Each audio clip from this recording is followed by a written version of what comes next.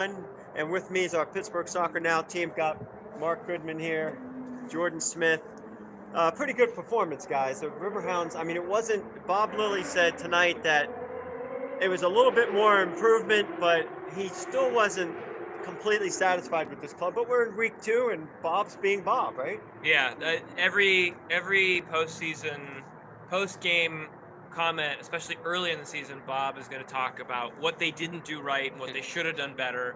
Although, to some degree, Bob is always like that, but that is what makes him great in the sense that Bob Lilly wants perfection and he expects a very high degree of quality in soccer. And early in seasons, teams are never there yet, and so that's a legitimate criticism. But I do think this team does have some improvement to make.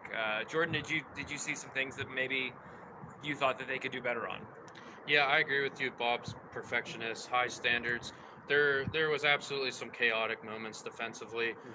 For whatever reason, the Riverhounds back line, the same issue I kind of saw happen today that happened a lot last year, was not able to handle those basically just kickballs behind the back line. They just don't seem to clean it up.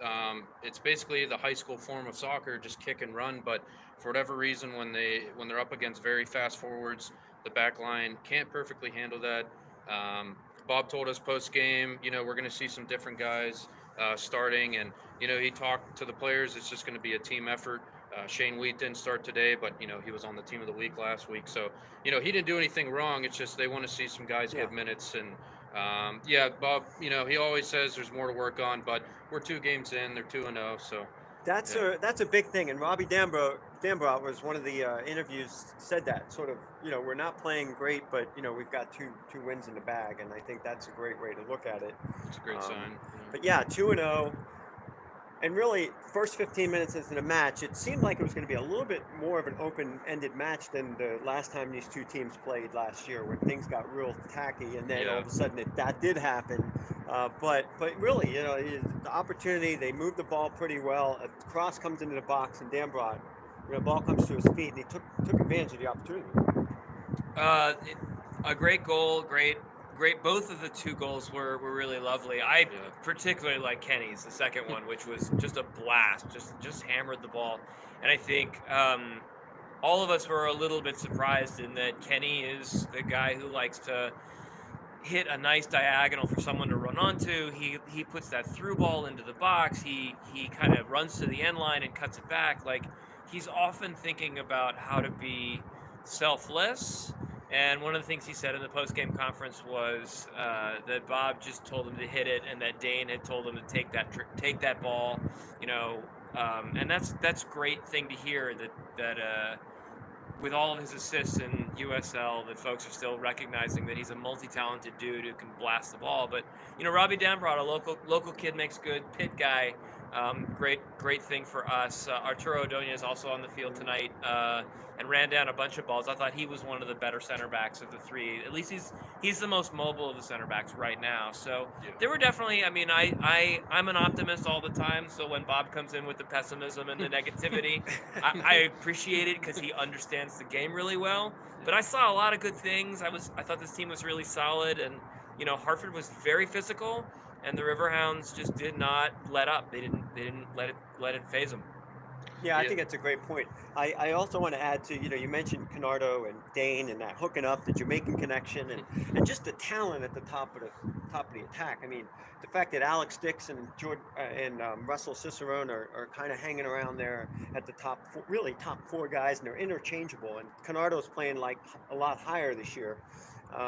It's causing teams to I mean, we've seen now two matches in a row where teams are forced to play physical to kind of slow the Hounds down, and I think they played with a man advantage for a reason. I would think, right, Jordan? Yeah. The first half it was a little bit tacky. The ref was calling pretty much everything, and then I think there was 6 or 7 yellow cards, and then that red card happened at the end of the first half. So that the Riverhounds aren't going to be a man up every game. That'd be nice. That helps you ease in the beginning of the season. But tactically, starting off in the 5-1-3-1 today, we saw in the preseason what looked like 4-1-4-1. They went to that a little bit last year. The end of the game today with some subs, they went back to the 5-2-3, which they pretty much played 95% of the time last season. But I'll be honest, if I was the head coach of this team, I'd go to a 4-3-3 just with the talent they have. I mean, Dixon, Cicerone, and Kelly up top. You kidding me? And Kenny and Danny Griffin in the middle, and I'd love to play that. But it looks like the 3-back is what Bob's going to continue with. He told us post game he's got 4 guys he thinks that are legitimate USL starters in the center there. So. And also the fact Bob is also, I mean, Kenny is throughout during the match, he sort of kind of feels his way through. Sometimes you'll see him early in the match he sat deeper. Yeah. And then late in the match he sat deeper. But he sort of has some freedom to get up and forward. I'm sure Bob and him are on the same page. Yeah. It's nice to have a team with flexibility. It's nice to have a team with deep bench and deep talent. We didn't see Danny Rivera again. He's having visa issues apparently. So, and I think, and Bob mentioned it specifically. So I think there will be some rejiggering when he gets available. Lily also mentioned that the Trinidadian players were getting some run tonight because they're going to go off for international duty as Trinidad goes down the stretch in not going to be qualifying, what is going to be not qualifying for the World Cup since they're pretty much out of it. But it will give Mikael Williams and maybe Jesse Williams some opportunity to play at a high level, which I think is always really, really exciting to see any USL players playing on the international level. But like a lot of really good versatility in this team and ability for a lot of really great players to show up in a lot of different spots on the field. Yeah, overall, just a solid match, like we said, and still stuff to work on. But they're going to head to Detroit City, new team in the USL, new organization there in the USL. So we'll see how they do.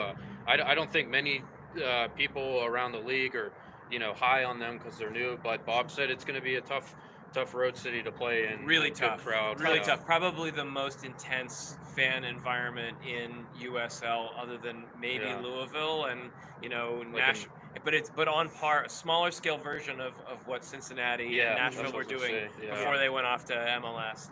Yeah, and also Detroit pulled off a win today. I guess they beat Charleston Battery. Oh, right, Bob mentioned that too in his press conference. And this is a team that Mark, you talked about in our preseason.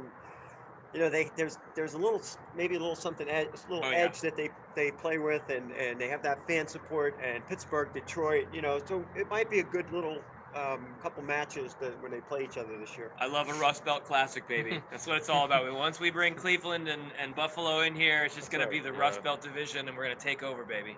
All right. Well, Rust Belt division, that sounds like a good proposition for like 2024 or 2025. But 2022, the Pittsburgh Riverhounds are 2-0.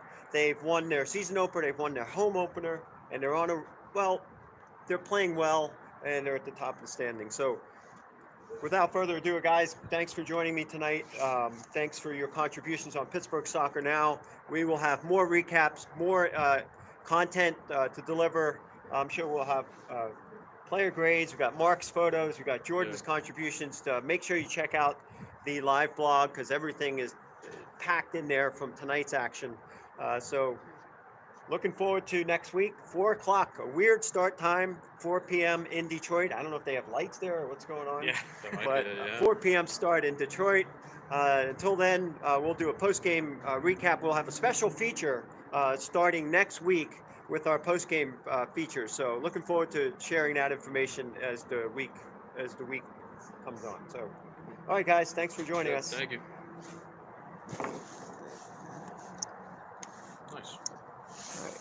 Yeah, don't hit cancel. Definitely.